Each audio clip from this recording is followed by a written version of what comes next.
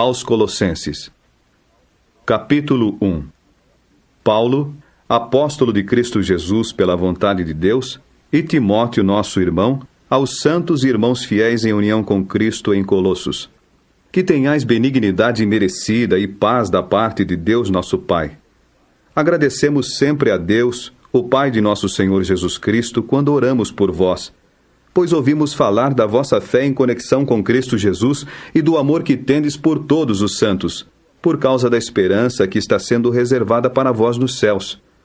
Desta esperança já ouvistes falar antes, por se contar a verdade daquelas boas novas que se vos apresentaram, assim como estão dando fruto e estão aumentando em todo o mundo, do mesmo modo como se dá também entre vós, desde o dia em que ouvistes e conhecestes de modo exato a benignidade merecida de Deus em verdade. É isso que aprendestes de Epáfras, nosso amado coescravo, que é ministro fiel do Cristo da nossa parte, o qual nos expôs também o vosso amor em sentido espiritual.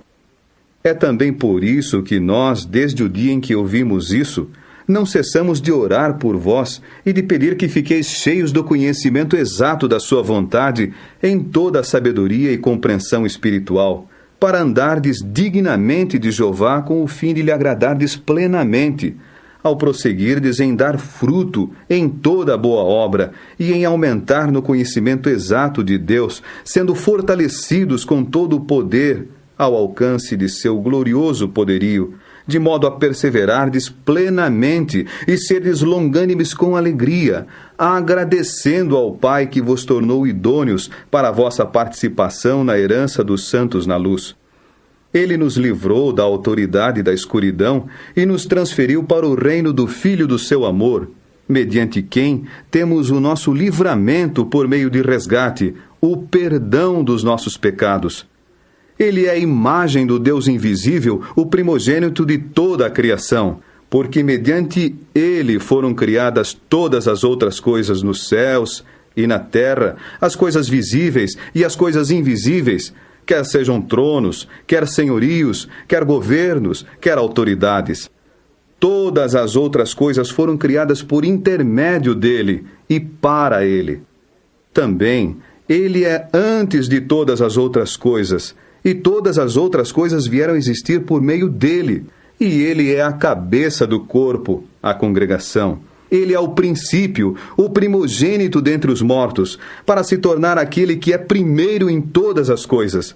Porque Deus achou bom que morasse nele toda a plenitude, e por intermédio dele, reconciliar novamente todas as outras coisas consigo mesmo, por fazer a paz por intermédio do sangue que ele derramou na estaca de tortura, quer sejam as coisas na terra, quer as coisas nos céus. Deveras, a vós os que outrora estáveis apartados, e éreis inimigos, porque as vossas mentes se fixavam nas obras iníquas, ele reconciliou agora novamente, mediante o corpo carnal daquele, por intermédio da morte dele, a fim de vos apresentar santos e sem mácula, e não expostos a nenhuma acusação perante ele, desde que naturalmente continueis na fé, estabelecidos no alicerce, e constantes e sem serdes deslocados da esperança daquelas boas novas que ouvistes e que foram pregadas em toda a criação debaixo do céu. Destas boas novas, eu, Paulo, tornei-me ministro. Eu me alegro agora dos meus sofrimentos por vós, e por minha vez estou preenchendo o que está faltando nas tribulações do Cristo na minha carne, a favor do seu corpo, que é a congregação. Tornei-me ministro desta congregação de acordo com a mordomia que me foi dada da parte de Deus, no vosso interesse, para pregar plenamente a palavra de Deus, o segredo sagrado que estava escondido dos sistemas passados de coisas e das gerações passadas. Mas agora tem sido manifesto aos seus santos, a quem Deus se agradou de dar a saber quais são as riquezas gloriosas deste segredo sagrado entre as nações. É Cristo, em união convosco, a esperança da sua glória. É a Ele que estamos propalando, admoestando cada homem e ensinando a cada homem toda a sabedoria, a fim de que apresentemos cada homem completo em união com Cristo. Para este fim é que deveras trabalho arduamente, esforçando-me de acordo com a operação dele e que está agindo em mim com poder. Capítulo 2. Pois eu quero que vos deis conta de quão grande é a peleja que tenho a favor de vós e dos de Laodiceia e de todos os que não viram o meu rosto na carne, para que os seus corações sejam consolados, para que sejam harmoniosamente conjuntados em amor e visando todas as riquezas da plena certeza do seu entendimento, visando um conhecimento exato do segredo sagrado de Deus, a saber, Cristo. Cuidadosamente ocultos nele se acham todos os tesouros da sabedoria e do conhecimento. Digo isso para que nenhum homem vos iluda com argumentos persuasivos. Pois, embora eu esteja ausente na carne, assim mesmo estou convosco no espírito, alegrando-me e observando a vossa boa ordem e a solidez da vossa fé para com Cristo. Portanto, visto que aceitastes a Cristo Jesus, o Senhor, prossegui andando em união com Ele, arraigados e sendo edificados nele e estabilizados na fé, assim como fostes ensinados, transbordando em agradecimentos com fé. Acautelai-vos. Talvez haja alguém que vos leve embora como presa sua, por intermédio de filosofia e de vão engano, segundo a tradição de homens, segundo as coisas elementares do mundo, e não segundo Cristo, porque é nele que mora corporalmente toda a plenitude da qualidade divina. E assim, possuís uma plenitude por meio dele, sendo ele a cabeça de todo o governo e autoridade. Pela relação com ele, vós também fostes circuncidados com uma circuncisão realizada sem mãos, pelo desnudamento do corpo da carne, pela circuncisão que pertence ao Cristo, pois fostes enterrados com ele no seu batismo, e pela relação com ele fostes também levantados junto, por intermédio da vossa fé na operação de Deus, o qual o levantou dentre os mortos. Outros sim, embora estivesseis mortos nas vossas falhas e no estado incircunciso da vossa carne, Deus vos vivificou junto com ele. Ele nos perdoou bondosamente todas as nossas falhas e apagou o documento manuscrito que era contra nós, que consistia em decretos e que estava em oposição a nós. E ele o tirou do caminho por pregá-lo na estaca de tortura. Desnudando os governos e as autoridades, exibiu-os abertamente em público como vencidos, conduzindo-os por meio dela numa procissão triunfal. Portanto, nenhum homem vos julgue pelo comer ou pelo beber, ou com respeito a uma festividade, ou à observância da lua nova ou de um sábado, pois estas coisas são sombra das coisas vindouras, mas a realidade pertence ao Cristo. Nenhum homem vos prive do prêmio, tendo ele deleite numa humildade fingida e numa forma de adoração dos anjos, tomando pé nas coisas que viu, enfunado sem causa devida pela carnalidade de sua mente, ao passo que não se apega à cabeça, àquele de quem todo o corpo, suprido e harmoniosamente conjuntado por meio de suas juntas e ligamentos, vai crescendo com o desenvolvimento que Deus dá. Se morrestes junto com Cristo para com as coisas elementares do mundo, por que, como se vivesseis no mundo, vos sujeitais ainda aos decretos não manuseis, nem proves, nem toques, no que se refere às coisas que estão todas destinadas à destruição, por serem consumidas pelo uso, de acordo com os mandados e ensinos de homens? Estas mesmas coisas, deveras, têm aparência de sabedoria numa forma de adoração imposta a si próprio e em humildade fingida no tratamento severo do corpo, mas não são de valor algum em combater a satisfação da carne. Capítulo 3. Se, porém, fostes levantados junto com o Cristo, prossegui buscando as coisas de cima, onde o Cristo está sentado à direita de Deus. Mantende as vossas mentes fixas nas coisas de cima, não nas coisas sobre a terra. Pois morrestes, e a vossa vida tem sido escondida com o Cristo em união com Deus. Quando for manifestado o Cristo, nossa vida, então também sereis manifestados com ele em glória. Amortecei, portanto, os membros do vosso corpo que estão na terra, com respeito à fornicação, impureza, apetite sexual, desejo nocivo e cobiça, que é idolatria. Por causa destas coisas é que vem o furor de Deus. Nestas mesmas coisas, vós também andastes outrora, quando costumáveis viver nelas. Mas agora, realmente, afastai de vós a todas elas: o furor, a ira, a maldade, a linguagem ultrajante e a conversa obscena da vossa boca. Não estejais mentindo uns aos outros.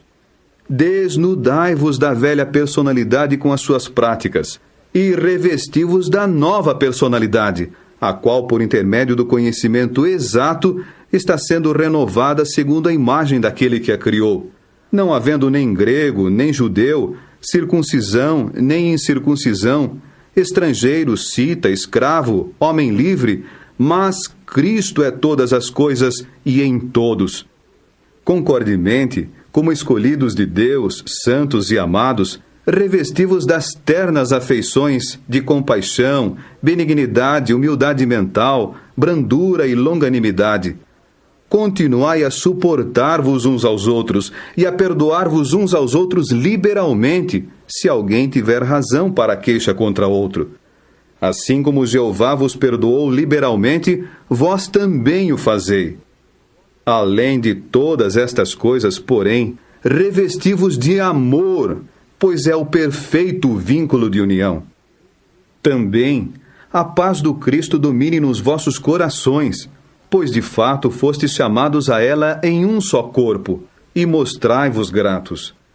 A palavra do Cristo resida em vós ricamente em toda a sabedoria. Persisti em ensinar e em vos admoestar uns aos outros com salmos, com louvores a Deus, com cânticos espirituais com graça, cantando em vossos corações a Jeová. E o que for que fizerdes em palavra ou em obra, fazei tudo no nome do Senhor Jesus, agradecendo a Deus, o Pai, por intermédio dele. Vós, esposas, estais sujeitas aos vossos maridos, assim como é decente no Senhor.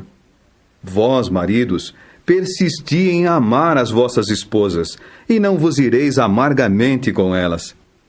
Vós, filhos, em tudo sede obedientes aos vossos pais, pois isso é bem agradável no Senhor. Vós, pais, não estejais exasperando os vossos filhos para que não fiquem desanimados. Vós, escravos, em tudo sede obedientes aos que são os vossos amos em sentido carnal, não com atos apenas ostensivos, como para agradar a homens, mas com sinceridade de coração, com temor de Jeová. O que for que fizerdes, trabalhai nisso de toda a alma, como para Jeová, e não como para homens. Pois sabeis que é de Jeová que recebereis a devida recompensa da herança. Trabalhai como escravos para o amo, Cristo. Certamente, quem estiver fazendo o errado, receberá de volta o que fez de errado, e não há parcialidade. Capítulo 4. Vós, amos, persisti em tratar vossos escravos de modo justo e equitativo, sabendo que vós também tendes um amo no céu.